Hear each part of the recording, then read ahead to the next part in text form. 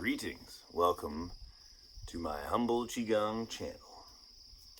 So this is my basic disclaimer / intro to Qigong. Hopefully it's not too friggin' painful for you guys, but let's get into it. So Qigong, loosely translated as energy, Qi, work, Gong. But work is also like work and the skill by which you build through that work. And energy is all manners of energy, like type of cultivation, whether it's vitality, protective, vitalizing, etc. So what is Qigong? Well, in a nutshell for me, Qigong is a practice by which I built a much deeper and easily accessible interface with not only my body, but the different systems within it, like the nervous system. And then with the nervous system, I mean, you have a better relationship to pain, pleasure, good, bad, etc. But also the organs and the sensations within them themselves. You want to talk about getting a better gut instinct? Qigong's for you. Because where do we spend most of our time? We focus on the lower center. So that'll bring us to the next kind of couple basic things to keep in mind when you're doing these practices. So I'll likely say it when we're moving on into them, but you'll always usually be starting with your lower dantian, which is located right here. My belly button's there, so it's right below that inside, about the center line. Or you could envision a ball in front of your sacrum. That's a good place to envision that. And that energy center essentially runs your, they call it your psychic center, so that could be your gut instinct. But simultaneously, it runs a lot of your immune system. Think your gut health, or if you like chakras, think sort of a combination of your sacral root and a bit of solar plexus. So then they have the middle burner, which is your heart, which for chakras, you could sort of collapse a bit of throat and a bit of solar plexus into the heart. And that's a lot of your emotions. That's a lot of kind of how you show up out there in your vitality that way too. And then up here, that's wisdom and transcendence into, as my one previous teacher, Adam, called it, the Wi-Fi. So if you have this on, you have good Wi-Fi, for instance. You're able to pull in good information from the universe, so to speak.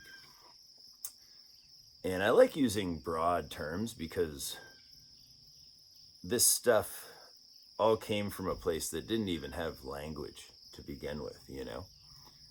A lot of the, like, I'm assuming, and from my base level studies into this, that these practices have been done by indigenous people all across the globe before we even really understood all the crazy technology that we do now. We knew how to do this stuff, and we knew it so intrinsically, like an alligator just eats a fish right after it's born, you know? We are geared to process and integrate disparate and different kinds of qi and to produce different results. I think it's what we're meant to do, but anyway, it's gonna happen anyway. So those are the three energy centers. Generally, we're always when we're focusing on them, if you ever feel any burning or tightness, more so, okay, we'll stick with burning. If you ever feel any burning at any of these centers and it gets to a place of very uncomfortable, my recommendation is to stop or kind of take your foot off the gas of what you're doing and just let it ameliorate itself. That's usually what's always worked for me. I've had some stuff pop up to where my lower dantian was burning. It was almost like it felt like a fire lit inside of me. And so I just slowed down what I was doing and kind of just allowed whatever was going on there to happen. And it just recirculated into my body and was okay. I think stuff like that, shutting it off right away is good. But also for me, I find if I can stick with it a little bit, and I don't mean stick with it like power through. I mean, it's like there's a kid that's like feeling burny in there. So you want to see what's going on with him, you know? At least that's my perspective on it. Other things, if you feel tightness, there'll be a lot of me talking about breathe into the area. Breathing into the area is like, obviously you don't have a lung in your bicep, but there's oxygen in there. And the cells in your body can be trained to, with intention, to, for lack of a better word, inflate upon command. And we'll go into this, into Golden Bell training and stuff, as I continue to diversify the portfolio of octopi qigong etics that we're going to do here. Well, maybe cephalopod, who knows? 9 is sometimes more fun than 8, but I digress. So, I think that's a pretty good preamble. We got the lower, middle, and upper burners kind of covered. We got what to do if you feel any crazy sensations. Another thing that can come up with in Qigong practice is, especially I find this for longer standing postures, but really it depends. I've been hit with stuff in a 30 seconds into a practice, and then in 40 minutes into it. You know, it just depends on what the chi or the stuff has in store for you today. And yeah, pretty much, I think that's about it. The trauma release side of it, I can go into further depth in a different video, but it's worth touching on that because nobody told me that might happen. So when you're doing a long standing position, I'll just let one kind of come out right now. So you see that twitching here. This will like occasionally just happen as you do your standing practices. And I'm not contriving this right now. I'm a messed up dude. There's a lot of shakes and wiggles to come out of me. That's why Qigong has been so beneficial. But look, you can see it's kind of slowing down of its own accord here. And eventually, it'll kind of just wig itself out. So I'm going to keep talking to you as this just goes through its process, because I don't want to interrupt it. Usually I find when anything like this happens, it's best not to interrupt it. And when I tune into it, I can feel there's a lot of forlorn stuff in there. So like when you do this stuff, when you access the energy, when you access the energy, there's certainly a lot of interesting things that can just kind of come out. And for me, the letting it happen is just is like the hardest thing. Sometimes the hardest thing for me at the beginning, because I liked control, but now it seems like we're all on board to give up that control to the light within us all, so to speak. So, in any case,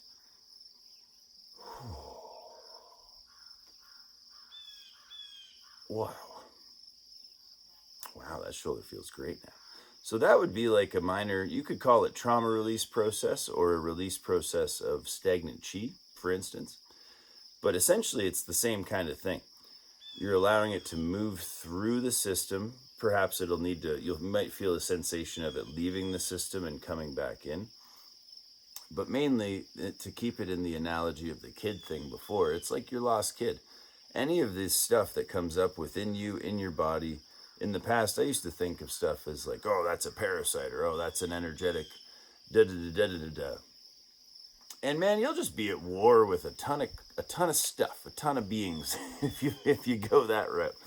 So you don't need to. I mean, but also sometimes, organisms do subsume a parasite should it invigorate the organism and be aligned with the Tao. So that's something else to keep in mind.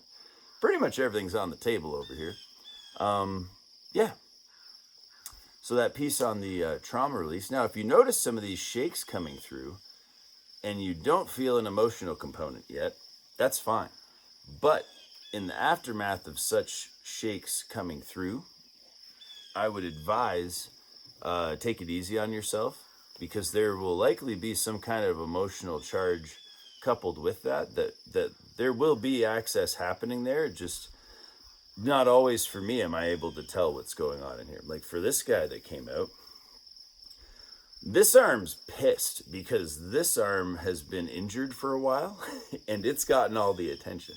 And this side has just been the workhorse and taken it up. So it was a big like putting down sort of feeling of this arm. and whatever the tension that was being held in the tissues kind of along this inside ulnar meridian going into here. But yeah, there you go. I hope that's helpful.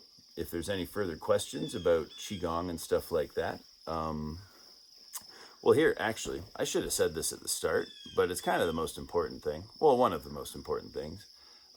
Previous teachers that I've had. So I'm not trying to do any one specific thing from any of these fine gentlemen that I have learned from, but got to give that credit where it's due.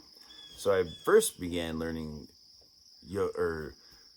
well, I did learn some yoga from him too, but mostly I was learning Qigong from a gentleman named Jason Secord. I think he has a YouTube channel if you Google him up. He's got some good stuff. I learned a good amount from a friend of mine named David Donnelly. He's got some channel stuff on I think it's like Awaken the World or Samadhi Center channel.com. Probably not a .com, but you can find his stuff there. If this is of interest to people, I can like put a playlist up or like figure out how to get these links in there. Those two are probably kind of harder to find. I don't even know where I'd find them now.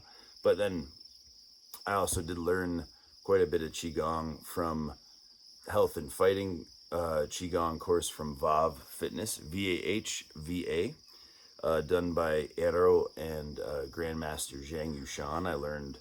I have all of their courses. I haven't dove into all of the material yet, but quite a bit of it. I've gone deep into the first one with the Golden Bell, and then into the longer standing practices.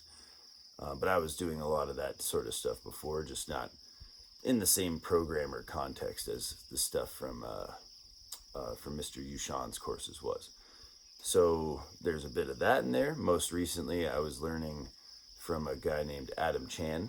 He's on YouTube also. Super awesome. I would recommend all these courses and all these people to everybody who wants to learn about Qigong. All great stuff. Good information. And especially if you got I'm tapping my lower belly for the, what's the word? The instinctual checks, you know? Like if it's aligned there, boom, boom, boom, away you go, you know? So that's all good. Adam Chan's stuff. So his stuff was more from the Heaven Mountain tradition. Grandmaster Zhang Yushan, his stuff was from, I think, quite a few different traditions, but generally monkey style, monkey fist tradition. This isn't really my wheelhouse of talking with different things and stuff like that. I'm just some ridiculous white dude living in the woods doing this fine art that I have been gifted to find in my life. So that's where we're at. I'm not a doctor. Don't think that I am. Unless you're a witch, then I might be your doctor. But other than that, yeah, I think that's pretty much it. I would highly recommend going to check out their channels. If I'm going to say anything that comes from these things specifically, I will. But for what I want to do, I want to just explore kind of how the Qi wants to spontaneously come through me, and whatever interest there is out there from you. For any questions, any this, that, the other thing, any particular body spots that hurt, any other videos that are cool that you find interesting, let me know. And other than that, happy practicing. Watch this first at the very end. All right, I'm kidding. On to practice.